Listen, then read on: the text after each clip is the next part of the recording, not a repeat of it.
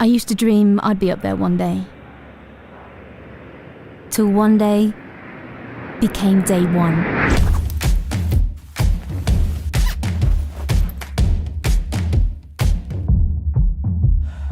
I doubted at first, just tried to blend into the crowd.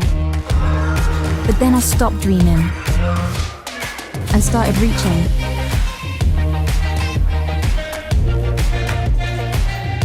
Because when you let your hard work do the talking, the results speak for themselves.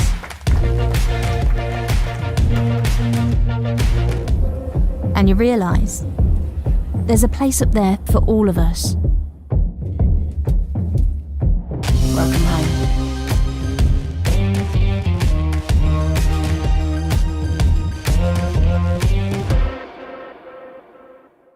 Everyone, my name's Dan and I'm a flight instructor for a company called FTA Global. We're a pilot training organisation based in the south of the UK, and today I'll just be having a chat with you about the career possibility of becoming a commercial or an airline pilot and how you go about doing your training and how you can do it through us. So a little bit of information about FTA Global. We offer commercial pilot and airline pilot training. So if you are considering being a pilot, there's a few different routes that you could look at going down. You could go into an airline and become a first officer, taking people on holiday. Or alternatively, you might want to be a commercial pilot flying business jets or for private owners who own their own aircraft.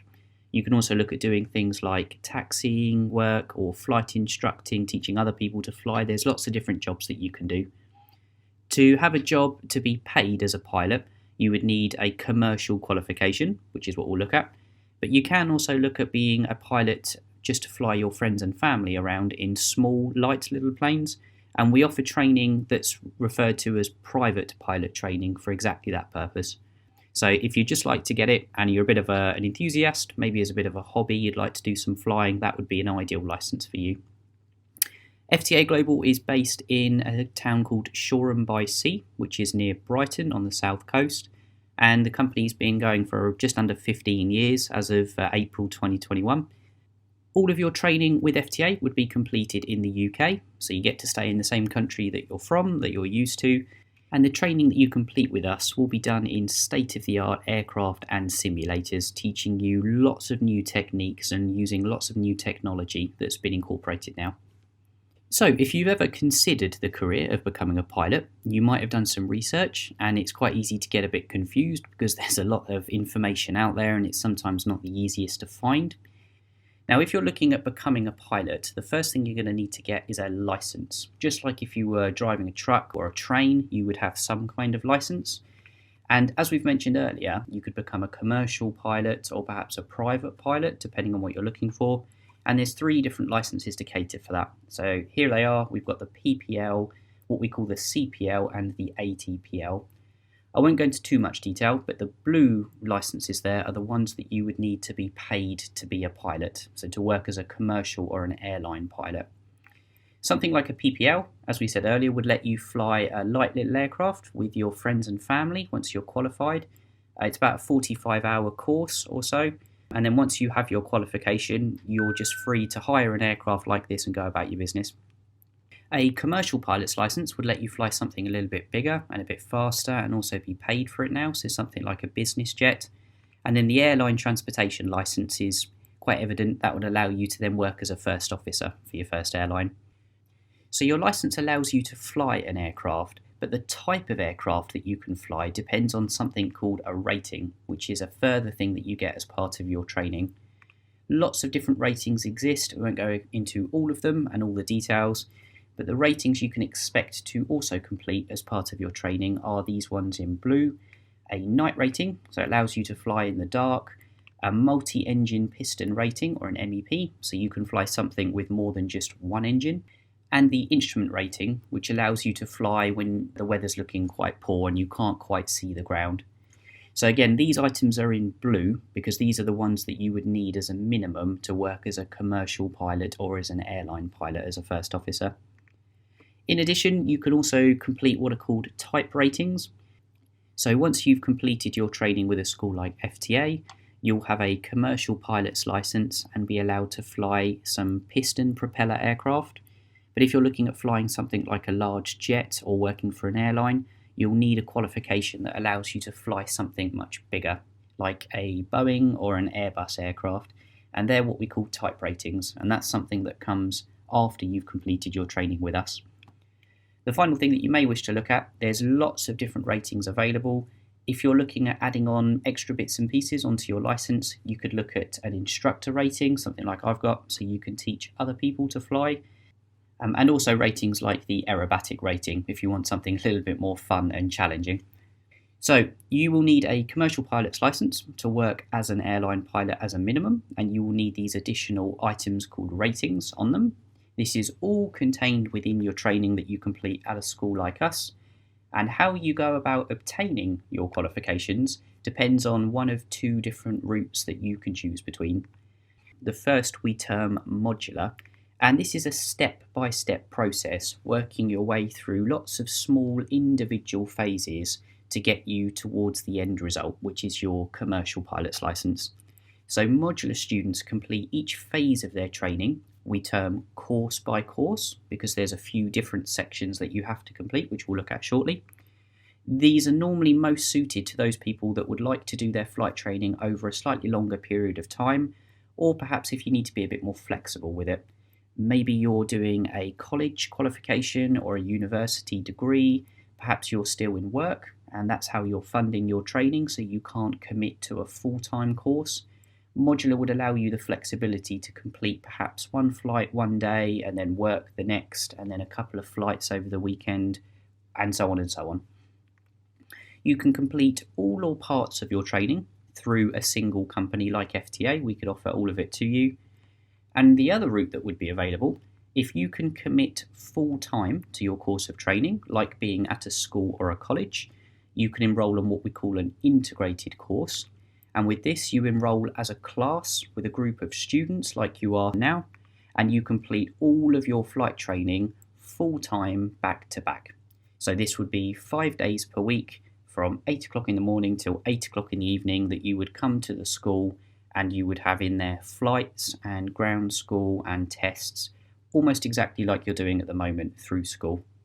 The integrated course is ideal for people that can commit to full-time training, and it's the quickest way to get you your license and qualification. So if we break these two down then, so you know what's involved with your pilot training. If we have a look at the modular route at the top here, you'll see the first section that we have to think about is called the PPL, or the private pilot's license. That's always your very first step, and it's what you build on if you decide that you would then like to go a little bit further down the line and become a commercial pilot. So your private pilot's license takes around about 45 hours of flying time to complete, maybe about 3 to 5 months, depending on how the weather's suiting for you. And that starts that course with us from about £13,000. So the modular route you can see here, individual phases, private pilot's license. We've then got some additional items after that. So we have the NR, which is the night rating. That's the next thing that you would do, your next phase. We then move on further to things like ATPL theory, which you can see is the black section there. That's in preparation for your exams that you have to take for your commercial license and ratings. There's 14 exams, similar to GCSEs and A-levels, but just a bit more in depth and a bit larger. And then you can see we've got additional smaller courses after that. So the multi-engine rating we talked about, and your commercial pilot's license, the CPL, is in there as well.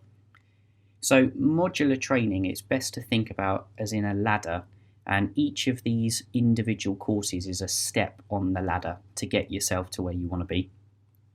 The other option that we talked about, the integrated flight training, you can see is a bit more bunched together.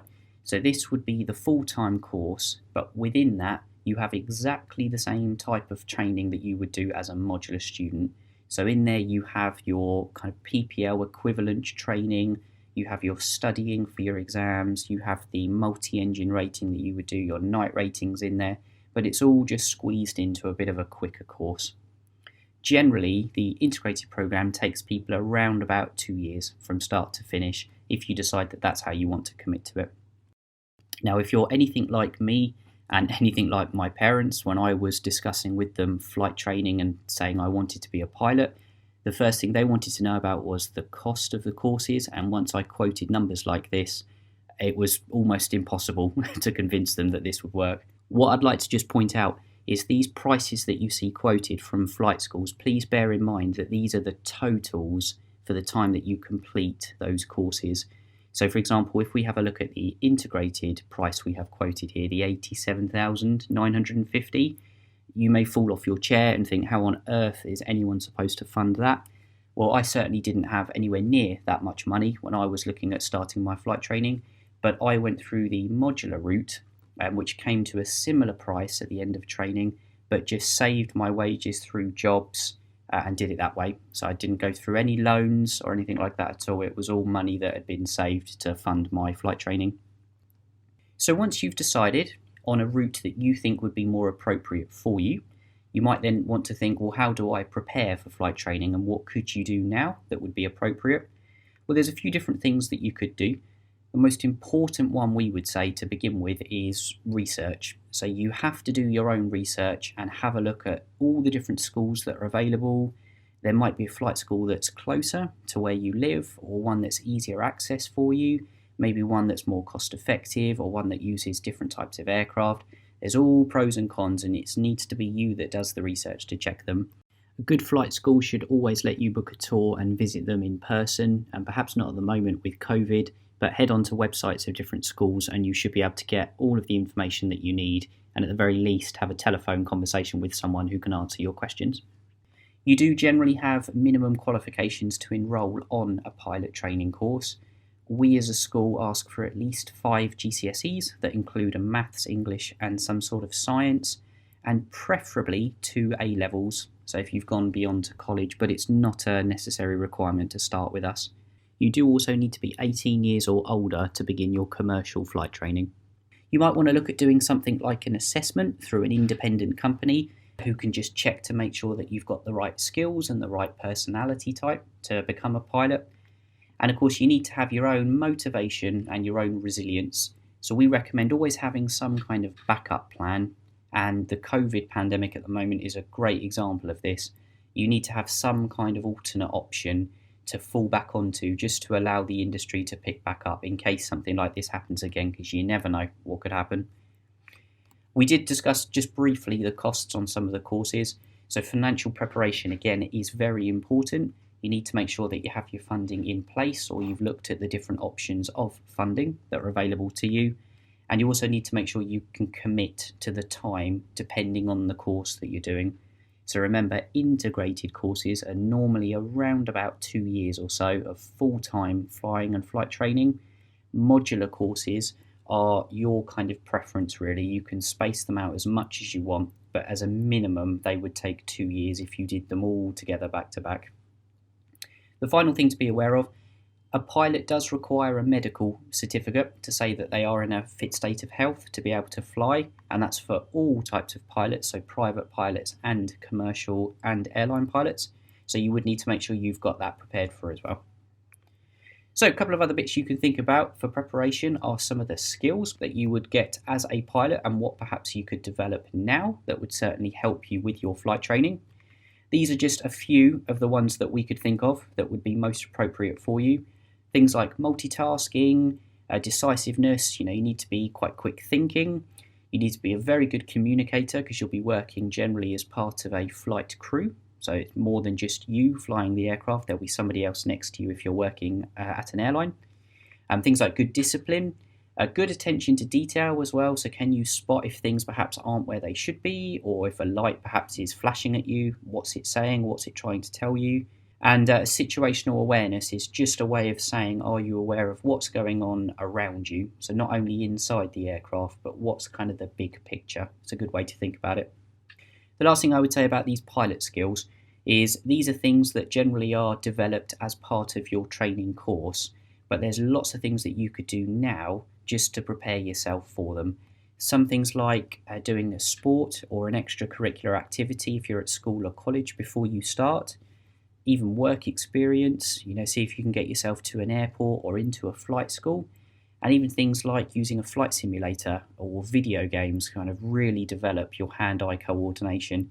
So just have a look online and see what things are out there available for you of how you can develop them. If you have any questions about pilot training, and particularly through FTA Global, please get in touch with your STEM representative and forward any questions that we'd be happy to help with. Whiskey Visibility 5, Sport 3763, taxi high point kilo. I've been on this course for about a month. I'm currently training towards my instrument rating, which will allow me to fly an aircraft without being able to see outside. At the moment we're in ground school, so we begin at 8:30 in the classroom and we're going through every principle you'd ever need to know about an aircraft. I chose FTA to train with because of its location in the UK. It's underneath challenging airspace with Gatwick, and the challenging weather makes it the best place in the world to train. The reason why I chose FTA is because they offered me a very attractive package, which includes the multi-engine piston rating, instrument rating and the commercial pilot's license. The aircraft are state-of-the-art. They are Diamond aircraft, Diamond 40 and 42, fitted with the G1000 glass cockpits, which is basically what you will find instrumentation-wise in a modern jetliner. It's got it all really, it's quite well rounded. And being on the coast you get so many different climates coming in that you actually have to adapt your training to suit the different weather, and it makes you a more well-rounded pilot in the end. We're all one big family, so the environment is very friendly but professional at the same time. There seems to be quite a close relationship with the instructors, which I suppose with a larger school you possibly wouldn't get. If there's any issues or you need any help, you always know who to go to. So it's not a pilot's factory here, it's more like a place where you can have fun, make friends. They will know and keep up with where you are within your training, and they'll know what your strong points are and what your weaknesses are. And we get to go out into Brighton and socialise outside of flight school, which is really important when studying for such an intensive course for 18 months. And the next step is my commercial pilot's license, which I will need before I can apply for a job. I've just been offered a job with EasyJet starting next year.